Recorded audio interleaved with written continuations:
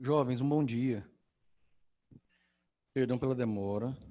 Na hora de rodar a aula, eu percebi que o meu microfone não estava funcionando legal. Pode ter sido o cabo, um puxão nele. Vocês me escutam bem? Eu imagino que para estar respondendo bom Dá dia, para escutar perfeitamente. valeu, cara. Muito, muito obrigado. Eu preciso depois mandar esse cabo arrumar ou então descartar ele, mas é só tirar isso aqui daqui, para ele não ficar em cima dos coisas. Queridos, espero que vocês tenham tido uma boa semana. Nós estamos caminhando agora, então, já de fato, agora para a finalização do nosso conteúdo de zoologia. Deu para vocês perceberem o seguinte, amores, zoologia é um conteúdo grande pra caramba, porque você basicamente está falando sobre êmbrio, em embriologia, a gente está vendo zoo já, porque a embriologia é embriologia animal, então ali você já está começando a ver a base da discussão das estruturas de zoo, ou das estruturas que vão ser reforçadas depois em zoologia. Depois disso a gente estudou até agora 8 grupos, né? Faltando mamíferos, e aí a nossa aula ontem, a sensação que eu tenho é essa. Mas a nossa aula, a última vez que nos encontramos, ela terminou com a gente discutindo alguns aspectos comportamentais das aves, né? Falando sobre cores, sobre os rituais de acasalamento, sobre os voos em bandos. Eu gostaria de te lembrar, meus queridos, que quando a gente pensa em aves, sem levar em consideração ecologia, só para poder finalizar esse trechinho da discussão, tem alguns aspectos que eu estava de máscara e luvita, que eu estava. Alguns aspectos das aves estão ligados à vida humana. Então, por exemplo, nós criamos aves. Essa criação de aves ela vai ter questões ligadas a impactos ambientais, o estabelecimento de granjas, exatamente por conta da matéria orgânica produzida. Mas, além disso, é lembrado o seguinte: gripe aviária, por exemplo. Algumas aves podem ser vetores de doenças para os humanos. Tá? Houve uma preocupação muito grande em relação à gripe aviária no passado. Ela acabou não chegando com a força que se esperava aqui na América, apesar de na Ásia, gripe aviária ter causado um estraguinho. Existe uma preocupação, meus queridos, em relação a esses vírus que têm capacidade de saltar de uma espécie para outra, porque se a gente leva em consideração que alguns grupos de aves têm comportamento migratório, você tem uma possibilidade de, assim, pensa, vírus respiratórios já tem um potencial pandêmico muito alto, né? Muito forte. Se você levar em consideração que a disseminação desse tipo de vírus é muito fácil, ó, o caso do Covid-19 que a gente está vendo aí, né? Do coronavírus. E também levando em consideração que, em geral, os humanos estão em locais com aglomeração fechados, né? Se você associar isso ainda à capacidade de alguns vírus, né, poderem saltar entre aves que são migratórias, as chances de não só problemas de saúde humanas, mas também problemas relacionados, por exemplo, a quando aconteceu o problema de gripe aviária, cara, alguns países asiáticos tiveram que destruir o grupo todo. Eu não lembro como que vai ser o coletivo para aves, eu não sei se é bando, né, o termo, mas eu não sei se dá para aplicar bando para aves tipo peru, galinha, saca? Eu não sei se dá para usar esse termo. Seria tipo o equivalente a rebanho. Não lembro como é que fala isso em aves. Então existe também essa preocupação econômica, tá? Hoje, meus amores, nós damos início então ao último grupo de criaturas que a gente vai discutir, que é o grupo do qual nós fazemos parte, né? O grupo dos mamíferos.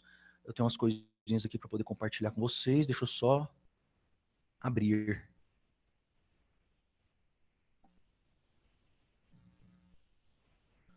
O grupo dos mamíferos, queridos, vai ter algumas características que são importantes, em especial porque os humanos estão localizados nesse grupo, né?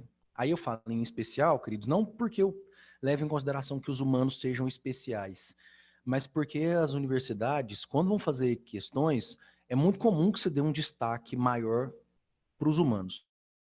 Então, mamíferos, sobe aqui e Cris, a primeira coisa é que o grupo conhecido como mamíferos é um grupo extremamente diverso. Quando a gente está falando de mamíferos, nós estamos nos referindo a aproximadamente umas 4.000 espécies.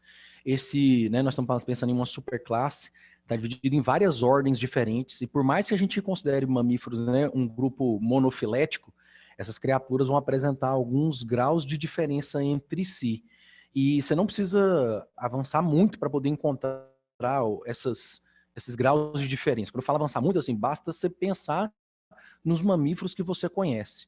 Nós temos mamíferos que são voadores, como acontece com os morcegos, nós temos mamíferos que são subterrâneos, como acontece com algumas topeiras, nós temos vários grupos de mamíferos que são considerados aquáticos, como baleias, golfinhos, peixe-boi, lontra, ariranha, por exemplo.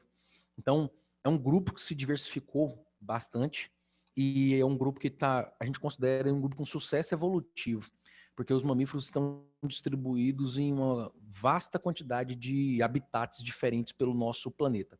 Uma série de características, queridos, facilita a vida dos mamíferos em relação à adaptação a ambientes. E uma parte dessas características são exatamente características que são exclusivas dos mamíferos, né? Algumas delas associadas ao seu tegumento e às glândulas, né, que se formam a partir dele. Como glândulas são uma característica que são muito marcante nesse grupo de criaturas, eu quero aproveitar para fazer uma mini revisãozinha com vocês sobre tecido epitelial, mini mesmo.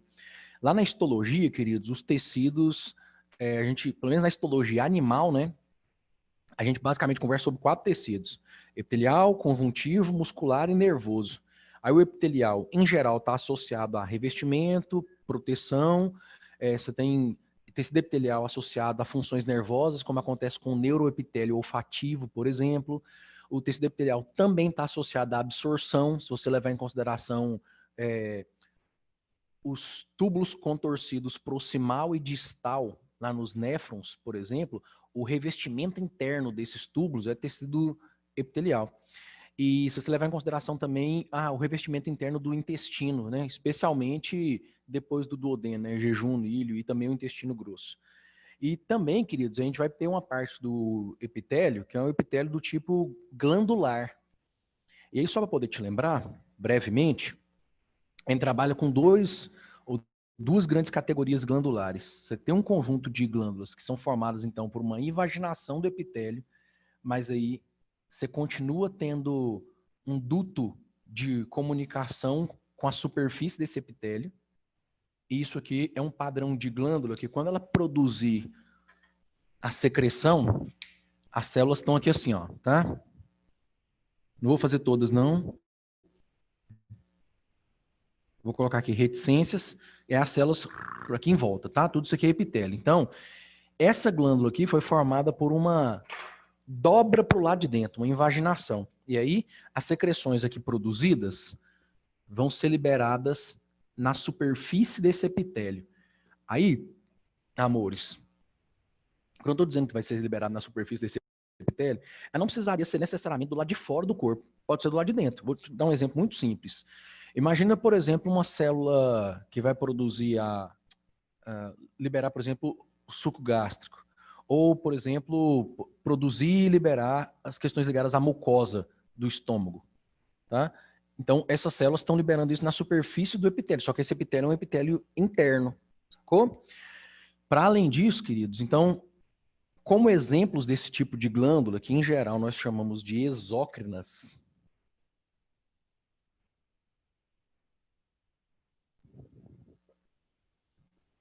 a gente tem exatamente as glândulas que são padrão ou que são marcantes no grupo dos mamíferos, que são as sudoríparas, as sebáceas e as mamárias. E aí, só aproveitar que a gente já está falando sobre esse assunto mesmo, aproveitar para revisar o que acontece com algumas glândulas, que elas se formam a partir do epitélio, mas perdem o contato com a superfície. E é bem comum que essas glândulas sejam vascularizadas, ou em volta, ou através delas passem vasos sanguíneos. E aí, capilares, arteríolas. E aí a ideia é que as substâncias produzidas por essas glândulas sejam liberadas na corrente sanguínea. E aí é quando a gente chama essas glândulas de endócrinas. Uma série de exemplos, não sei quem deve ter trabalhado, não lembro na verdade, quem trabalhou fisiologia humana com vocês, mas naquela sequência de glândulas que a gente estuda no sistema endócrino, hipófise, tireoide, paratireoide, né? Hipófise, tanto a adeno quanto a neuro, adrenais ou suprarrenais, se você preferir, e as nossas gônadas, né, testículos e ovários, são exemplos desse tipo de glândula. Então, o conteúdo delas, em vez de ser liberado na superfície do epitélio, é liberado dentro da corrente sanguínea. Como eu te disse, a gente está fazendo um destaque aqui para glândulas que são marcantes no grupo de criaturas que nós estamos chamando de mamíferos. Vou começar pelas mamárias, mas falar um pouquinho também sobre as sebáceas e das sudoríparas.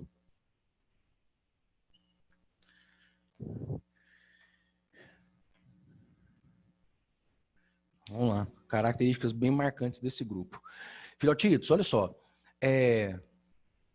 para além disso, para além de possuir essas características aqui, uma outra característica que é bem marcante nos mamíferos é a ideia da presença de pelos,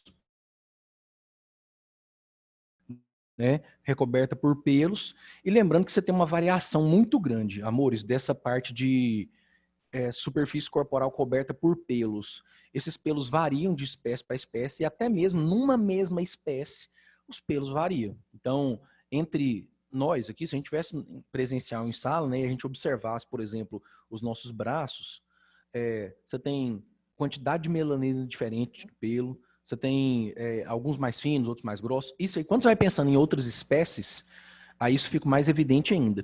Quando nós pensamos, por exemplo, em mamíferos que são aquáticos, queridos, eles algumas vezes têm apenas algumas regiões. Por exemplo, assim, focas, leões marinhos, não tem o corpo todo revestido por pelos, mas tem pelos em volta da região oral, como se ele tivesse tipo um cavanhaque, saca? Então a gente não vai encontrar essa característica em todas as criaturas, mas pelo também é uma das características marcantes. Aí, eu preparei uns slides aqui com uns tópicos para a gente poder ir discutindo. Eu vou compartilhar ele com vocês. Deixa eu só abrir aqui.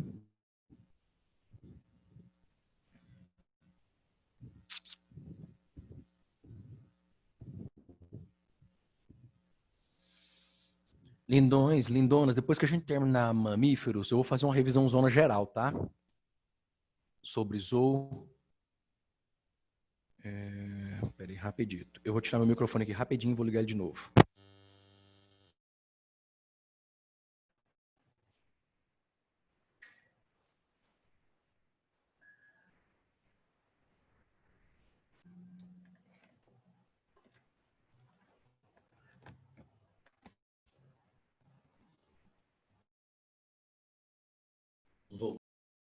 Porque ele estava configurado lá, toda vez que eu estava perto do computador, ele enrolava para estar puxando. Filhotes, então, último grupo nosso, que é o grupo dos mamíferos. Aí, algumas das coisas, eu coloquei, né, a teoria já separada por tópicos. Queridos, uma das coisas que a gente percebe, principalmente nos mamíferos mais recentes, nos mamíferos mais modernos, é exatamente a gente ter o que a gente chama de heterodentia. Se você vê esse termo, é a mesma coisa de falar dentes diferenciados, né? Uma outra característica que é bem comum a grande parte dos mamíferos é aquele esquema de fazer troca de dentes. A gente você tem um dente que a gente chama de dente de leite, e aí ele cai e nasce um outro, né? Tem alguns grupos de criaturas que dizem que essa troca ela é contínua. Por exemplo, entre os crocodilos, a dentição deles ela é muito frágil a trações que são laterais, saca? E aí ele troca de dente ao longo da vida. Tubarões têm a mesma questão, né? Nós temos apenas um osso que vai formar a nossa maxila, né? E aí tem um maxilar. E aí a única parte desse trecho mesmo que é ósseo. Os dentes não são ósseos. Quem discutiu fisiologia humana na parte de digestório deve ter aprofundado um pouco mais com vocês, apesar de que não precisa entrar em muitos detalhes a respeito de dente, tá, queridos? Uma procura pelos vestibulares. Você não precisa ter aquela descrição da parte interna do dente. Tem muito tempo que não cai isso. O aspecto que eu quero destacar com vocês em relação ao fato de nós termos heterodentia, queridos, é que existe um indicativo evolutivo e ecológico em relação a isso. Se liga, dentes incisivos estão, de maneira geral, associados à corte, os molares e premolares a amassar e triturar, enquanto os caninos estão associados com perfuração e rasgar. Quando se avalia a dentição dos mamíferos em geral, né, e leva em consideração que os mamíferos tem dentes variados, ou pelo menos uma grande parte dos mamíferos, a gente tem essa variação de dentes. Tipo assim, ó, os cães não apresentam muito, ou, na verdade, a ordem carnívora não apresenta muito molar e pré-molar, mas eles vão ter caninos e dentes incisivos. Os dentes da frente, assim, são parecidos com os nossos dentes da frente. Isso indica uma variação, uma variedade de dieta, tá? É óbvio que isso vai variar entre as criaturas. Algumas são exclusivamente carnívoras, algumas são exclusivamente herbívoras. E eu quero te recordar, meus amores, que ser carnívoro ou ser herbívoro não é uma questão de opção, saca? Quando eu falo não é uma questão de opção, uma criatura não vai se alimentar daquilo que ela não produz enzima para digerir. Basicamente, entre nós aqui, as pessoas que têm intolerância à lactose entendem muito bem o que eu estou falando. Você se alimenta de algo que você não digere, aquilo é antígeno no seu corpo, saca? Vou colocar entre aspas aqui. Aquilo vai desencadear respostas ou reações inflamatórias. Você vai passar mal, basicamente. Então, quando a gente diz que uma criatura ela é herbívora, exclusivamente herbívora, isso significa, queridos, que tem compostos bioquímicos presentes em alimentos de origem animal, vou falar carne, assim, para os quais eles não produzem enzimas para poder digerir. Então, é essa ideia. E o fato da gente ter, então, o nosso grupo, né, o grupo dos mamíferos, ter uma dentição variada, é um indicativo também da nossa variedade alimentar. Aí, levando em consideração as vértebras, nossas vértebras... Só tirar minha câmera aqui da frente. Nossas vértebras podem ser divididas, né, entre cervicais, que são as do pescoço. Isso varia, tanto o tamanho quanto a quantidade de vértebras varia um pouco, né, mas especialmente o tamanho. Você vai levar em consideração que uma girafa é um mamífero. E um peixe-boi também é um mamífero. Então, o peixe-boi basicamente não tem vértebras cervicais, é quase que emendado. Ao passo que a girafa, né, elas são muito bem desenvolvidas. As torácicas, que são dessa região aqui, né? Tá na região dorsal, mas é porque eu não consigo indicar aqui atrás. Aí as lombares, as sacrais e anais. Meus amores, o nosso pavilhão auditivo, ele é basicamente constituído de tecido cartilaginoso, né? Quero te lembrar que é uma das especializações do tecido conjuntivo propriamente dito. Tecido conjuntivo geralmente preenche os espaços entre os outros tecidos, né? E aí você vai ter o tecido conjuntivo propriamente dito, o frouxo e o denso. Entre o denso tem modelado e não modelado. E a gente tem os tecidos conjuntivos que nós chamamos de especiais. Aí só para te lembrar, ósseo, adiposo, cartilaginoso, e o que a gente chama também de hematopoético, que é quando a gente está conversando sobre sangue, tá? Sobre as células que vão formar o sangue. Aí, o pavilhão da orelha, que é composto, né, basicamente por cartilagem, no nosso caso, queridos, ele é flexível e em algumas espécies ele é inclusive móvel. Então, assim, ó, os primatas, de uma maneira geral, têm o pavilhão da orelha fixo. Então, assim, a gente não, salvo, né, poucas exceções as pessoas conseguem fazer a orelha pulsar, mas a gente não inclina a nossa orelha na direção de um som.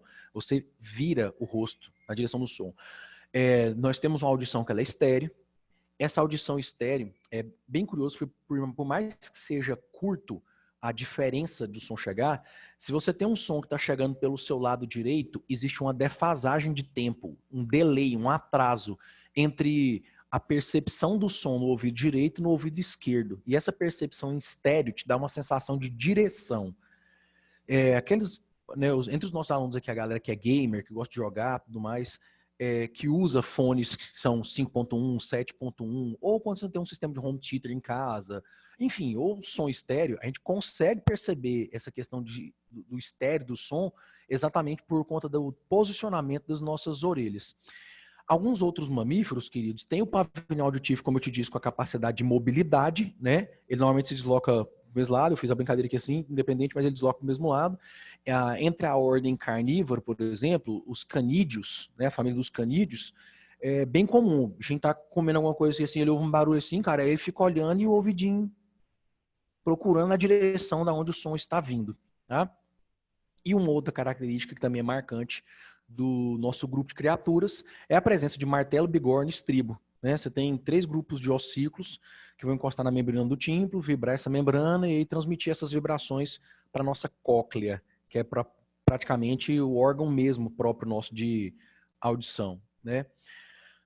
Outra característica que também é específica, exclusiva do grupo, é essa ideia das hemácias serem anucleadas. Você vai lembrar, meus amores, que ela é formada dentro da medula óssea, e aí, ao longo do processo de maturação e desenvolvimento, né, ela vai perdendo algumas organelas e também o próprio núcleo. Basicamente, quando ela fica na corrente sanguínea, e aí o período de duração dela na corrente sanguínea varia de material didático para material didático. Alguns vão falar alguma coisa em torno de 90, cento e poucos dias, tá? Mas ela vai ser uma célula associada a transporte de gás carbônico, de gás também oxigênio, tá? Eu quero lembrar vocês, queridos, que tem alguns distúrbios, né, associados a hemácias. Você pode trabalhar pensando em revisão de assuntos, a trabalhar com a ideia de anemia falciforme, bem breve, lá na genética.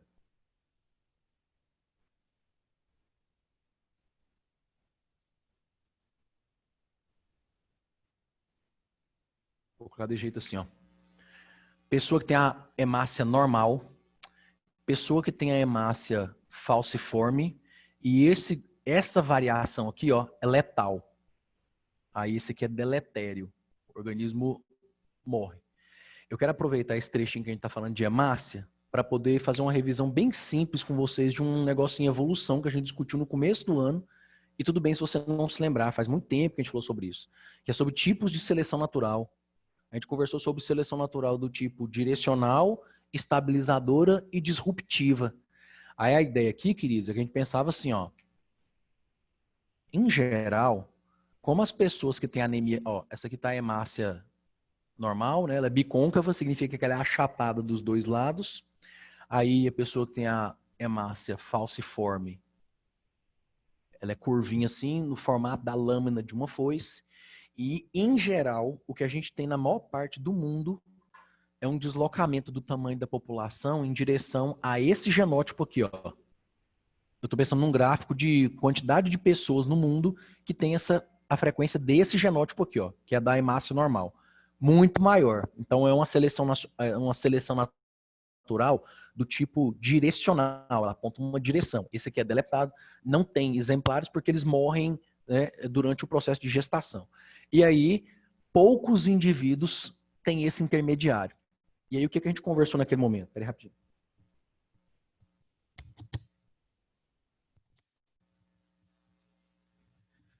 A gente viu o seguinte, que a análise do tipo de seleção natural ela é extremamente circunstancial, porque a gente conversou assim, ó, para poder te lembrar, nas situações ou nas regiões do planeta em que você tem uma grande quantidade de casos de malária, né, uma doença associada a um pernilongo, que é um vetor, que é uma anófelis, mas provocada por um protozoário.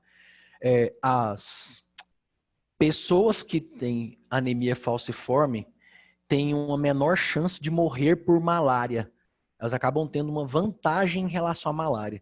E aí, que nos locais em que a malária é muito presente na África, se acaba tendo também uma correlação entre um aumento maior da frequência das pessoas com anemia falciforme. A anemia falciforme, queridos, ela é limitante em alguns aspectos. Você lembra, pensa na função de uma hemácia. Transportar oxigênio, transportar gás carbônico, certo? Então, se a pessoa, quanto maior for a porcentagem de hemácias dela que for defeituosa, mais rápido vai acontecer a saturação dela por oxigênio. Então, com pouco esforço, a pessoa está cansada. E aí a ideia é que nos locais, então, em que você for ter a malária, existe um deslocamento da curva populacional nessa direção aqui, fazendo com que você tenha uma estabilidade em relação a esses três genótipos. Então, sem anemia falciforme na jogada, a seleção natural para essa questão é do tipo direcional. Com anemia, com malária na jogada, a seleção natural seria esse gráfico verde que está mais associado a uma seleção do tipo estabilizadora, tá bom?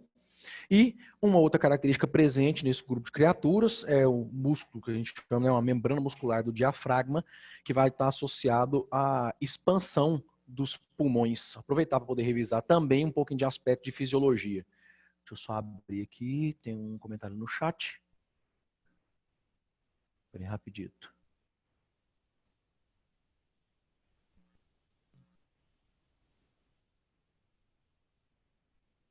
rapidinho, que não tá abrindo o chat para mim.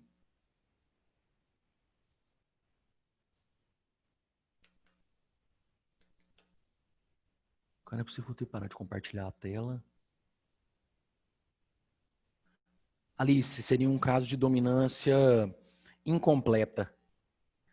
Tá? Na ausência de dominância, é mais comum a gente ter, tipo, variações de alelos diferentes, e aí os dois fenótipos são expressos. Esse aqui, ó, você tem um fenótipo novo. Tá? A expressão de um fenótipo novo, intermediário, é o que é comum da seleção, ó. Dominância incompleta, na qual dominância você teria expressão de dois ao mesmo tempo. Eu vou exemplificar, por exemplo, no caso de grupos sanguíneos. Você tem a pessoa com alelo IA e com alelo IB, aí ela manifesta os dois fenótipos. Aqui eu tenho um fenótipo que é intermediário e é um fenótipo exclusivo para o heterozigoto, tá? Apesar de que você vai ter algumas hemácias sendo produzidas normalmente e algumas hemácias que são falciformes. Filhotites, aí seguindo aqui, tava falando sobre o diafragma. Você lembra, só fisiologia humana é uma das únicas situações em que você vai ter, fisiologia, não humana toda, mas a fisiologia do sistema respiratório é uma das poucas situações que você tem condições, por exemplo, de, cara, eu esqueci como é que funciona. Testa, faz o teste em você mesmo. Pensa na ideia de que, assim, ó, durante o processo de inspiração e expiração, cara, o que está sendo contraído e o que está relaxando. Se você ficou com dúvida com isso, meus amores, ó, inspirou, segura. Tá fazendo a aula prática junto comigo? Tá. Você está se sentindo relaxado? Inspirou, encheu o pulmão e segura. Agora pega e solta. O relaxamento veio da onde? Da inspiração ou da expiração? Você relaxou na expiração, na ins.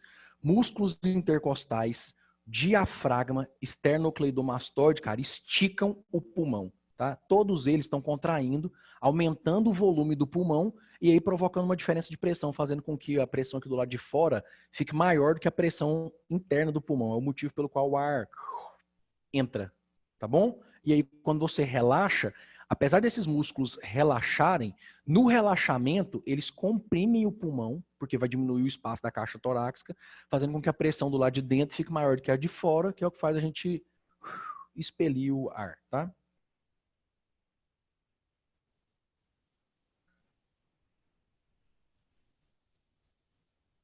Só abrir aqui para poder deixar o chat no lugar. Algumas outras características que vão ser relevantes, importantes desse grupo, queridos. Endodermia é uma característica que já tinha sido manifestada lá nas aves. Vou repetir bem rápido, porque a gente já tinha feito as maiores discussões, né? Então, a criatura ela é termorregulatória. O que isso significa? Que ela tem mecanismos para poder manter as condições internas, homeostase. Alguns dos principais mecanismos, meus amores, estão associados ao tecido adiposo marrom, que está localizado mais nessa parte torácica aqui. Esse tecido aumenta a atividade metabólica e aumentando também a propagação de calor. A gente tem também algumas substâncias, tipo termogenina, por exemplo, e também a vasocontração e a vasodilatação.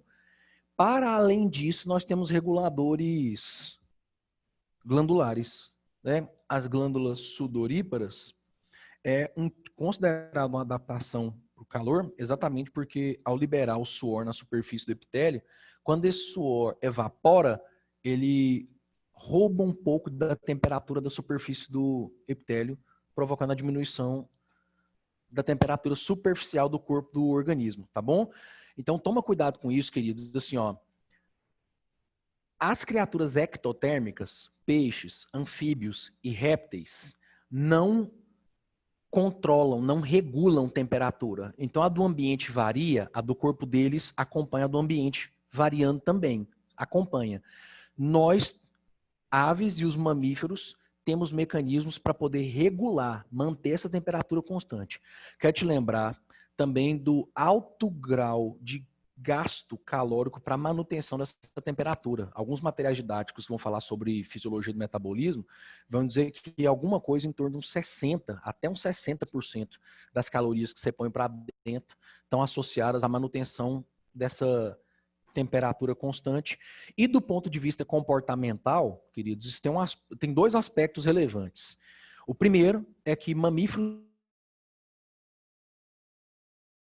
está constantemente em busca de alimento, porque o nosso gasto energético em função da manutenção de temperatura é extremamente alto. Né? Eu brinquei com vocês lá atrás que os ectotérmicos comem para viver e os endotérmicos vivem para comer, vivem em função de procurar alimento. Se você levar em consideração as discussões de antropologia que são feitas, queridos, talvez a nossa vida em sociedade esteja associada exatamente a essa busca contínua por, né, meios de sobrevivência. Entre elas, talvez uma das variáveis mais importantes seja a obtenção de alimentos. E o outro aspecto que também é relevante tem a ver com um aspecto comportamental independente da preguiça que a gente acorda, né, quando a gente desperta, sei lá, tem questões associadas também aos níveis de melatonina ainda presentes na corrente sanguínea. Mas, enfim, eu sei que algumas pessoas acordam mais despertas, outras pessoas levam tempo até assim, Paladino, enquanto eu não tomo um cafezinho, minha manhã não começou. Mas ainda assim, queridos, tecnicamente, assim, ó, se você despertar e precisar ficar, saca, metabolicamente ativo por uma situação de luta, fuga, por exemplo, mano, você tá pronto, porque você é um endotérmico. Eu escrevi endodérmico, é endotérmico. Depois eu arrumo esse termo antes de mandar para vocês. Tá? Eu escrevi endodérmico, é endotérmico, é térmico de temperatura. Acabei de ver. Uma ideia que lembrei onde eu queria chegar. Répteis, lembra daquele comportamento que nós falamos sobre pela manhã eles saírem da água para poder pegar sol? Quando o zoológico de Goiânia estava funcionando, dava para a gente observar bastante isso. Tartaruguinhos, os jacarés indo poder pegar sol pela manhã, vai aumentando a temperatura corporal e o bicho, tipo, fica mais ativo, saca? Para aquela galera que é dependente do cafezinho ali de manhã para começar o dia, vou colocar entre aspas aí, mas seria uma equivalência, tá bom? A circulação, por que eu estou escrevendo como em crocodilianos e em aves? Para você reforçar que o coração é dividido em 4 cavidades, com septo interventricular, separando completamente o... o lado direito do lado esquerdo do coração. Não é uma novidade nos mamíferos, já tinha aparecido lá nos répteis crocodilianos, e aí a gente vai ter uma total separação entre sangue venoso e sangue arterial, tá? Tornando a circulação e a parte de hematose, né, de trocas gasosas, mais eficiente, vou colocar dessa forma. Então, excreção por um par de rins, esses rins, lembra que a gente tinha conversado sobre grupos diferentes de rim, né? Você tinha o rim pronéfro, mesonéfro e o metanéfrico, que é o mais avançado de todos eles. O néfron, ele não tem uma ligação direta com a cavidade celomática. O sangue vai chegar até o néfron por circulação sanguínea. Fisiologia humana de novo. Ó, estrutura do néfron, túbulo contorcido proximal, alça de Henle, túbulo contorcido distal, duto coletor. Alça de Henle, túbulo e aqui o glomérulo. Aí, lembra? Você tem uma arteríola aferente, aqui dentro ela é anastomosa. Aí ela sai aqui, a arteríola eferente. Esse aqui é o glomérulo, cápsula de Bowman. E aí, basicamente, você não tem uma comunicação direta dessa região de filtragem aqui com a cavidade celomática da criatura, tá? Como acontecia, por exemplo, com as criaturas que têm células flama, por exemplo, lá nos plateumintos, tá bom? Então, é esse rim metanéfrico, porque os fluidos que vão ser filtrados pelos rins vão chegar tudo via corrente sanguínea, tá? Principal excreção nossa é a ureia, nós já tínhamos conversado sobre isso no ano passado, mas eu só quero te lembrar que também tem ácido úrico e também tem amônia. O principal órgão, né, associado à conversão de amônia em ureia no nosso organismo é o fígado, está localizado nessa posição aqui, e o nosso organismo também tem questões associadas a ácido úrico, tanto que tem um distúrbio que a gente discute no ensino médio, né, de acúmulo de cristais de ácido úrico, provocando, especialmente nos membros inferiores, provocando uma doença inflamatória que a gente chama de gota. ela é limitante de movimento, causa muita dor. Então, você vai encontrar as 3 excretas nitrogenadas, apesar que a principal que a gente elimina, pensando em distribuição de porcentagem, é a ureia. Quero fazer uma outra lembrança comparativa. Estou de olho no tempo aqui, estou olhando o tempo inteiro aqui para ficar de olho no relógio. Quero fazer uma outra comparação, meus amores.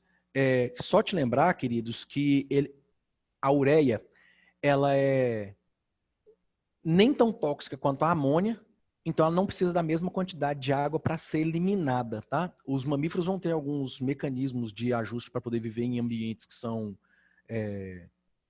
mais secos, mas nem se comparam aos mecanismos que répteis possuem, por exemplo.